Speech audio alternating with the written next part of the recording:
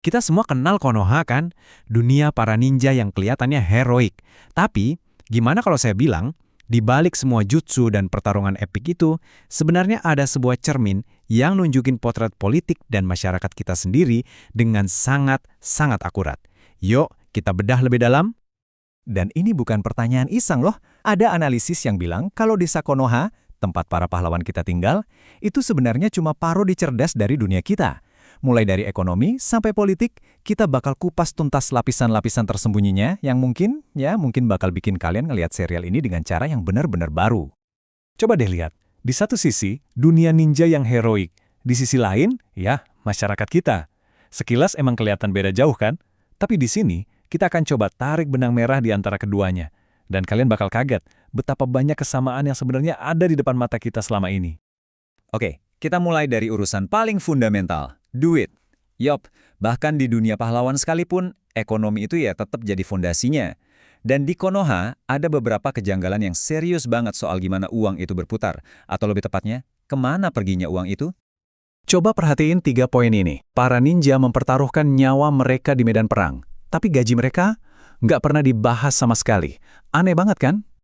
Terus kita punya Hokage ketiga, seorang pensiunan yang secara teknis harusnya udah nggak menjabat, tapi kok masih ikutan rapat-rapat penting? Ini bukan sekedar nostalgia loh, ini potret struktur kekuasaan yang nggak sehat dan penuh rahasia. Ya, ujung-ujungnya kan ini mengarah ke satu kesimpulan yang cukup logis kan?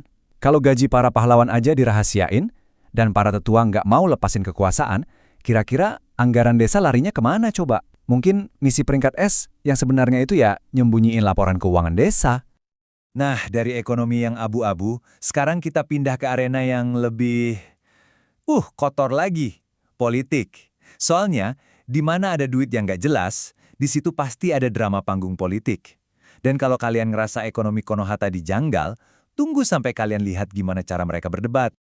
Coba deh, lihat kontrasnya. Di masa damai, Konoha itu kelihatannya harmonis banget. Tapi, kedamaian ini ternyata rapuh loh. Begitu ada pemicunya, kayak Perang Dunia Ninja, topeng kerukunan itu langsung retak, dan sifat asli dari panggung politik mereka pun kelihatan. Nah, disinilah sindirannya tuh ngena banget.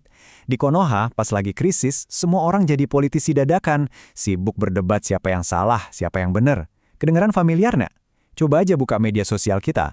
Pas ada masalah besar, lini masa langsung penuh sama perdebatan gak ada habisnya, sementara solusi nyatanya sering banget tenggelam sama keributan. Persis kan?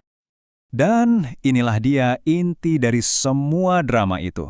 Teriakan demi kedamaian seringnya cuma jadi kedok buat agenda lain, yaitu demi posisi gue. Ketakutan kehilangan jabatan dan pengaruh jadi motivasi utamanya, bukan kesejahteraan warga. Ini kritik yang universal banget buat kemunafikan politik, baik di dunia ninja maupun di dunia kita. Oke, setelah kita lihat politik yang penuh topeng, sekarang kita lihat gimana kemunafikan ini nyebar ke kehidupan sosial sehari-hari.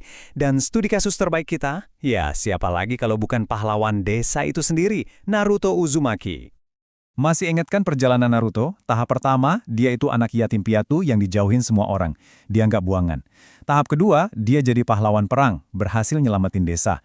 Dan tahap ketiga, ini yang paling ironis, dia dipuja-puja. Tiba-tiba semua orang jadi teman lamanya, semua orang selalu percaya sama dia. Ini bukan sekedar cerita sukses, ini potret masyarakat yang oportunis. Perubahan sikap yang drastis dari benci jadi cinta ini sebenarnya ngerangkum satu fenomena sosial yang kita kenal banget di era digital sekarang. Pelajarannya bisa diringkas cuma dalam satu kalimat pendek aja. Cinta datang setelah viral. Sesimpel itu. Bukan soal prosesnya, bukan perjuangannya, bukan karakternya. Masyarakat baru peduli pas kamu udah sukses dan terkenal. Wah, ini sindiran paling nusuk sih buat budaya kita yang obsesi banget sama popularitas. Oke, jadi setelah kita lihat ekonominya yang kayaknya korup, politiknya yang munafik, dan masyarakatnya yang oportunis, pertanyaan besarnya balik lagi ke kita nih. Jadi, jangan-jangan kita semua ini warga Konoha, cuma bedanya nggak pakai ikat kepala aja. Pertanyaan ini bukan lagi soal anime. Ini tuh undangan buat kita ngaca. Seberapa banyak sih drama Konoha yang kita lihat setiap hari, di berita, di tempat kerja, atau bahkan di lingkaran pertemanan kita sendiri? Jawabannya mungkin nggak sesimpel iya atau enggak. Tapi ada satu hal. Satu hal jadi jelas banget. Coba deh ganti shuriken sama smartphone. Terus jubah Hokage sama jas politisi. Ternyata drama panggung politiknya Persis sama. Mungkin kita emang semuanya hidup di desa Konoha. Coba deh pikirin itu pas kalian nonton episode selanjutnya.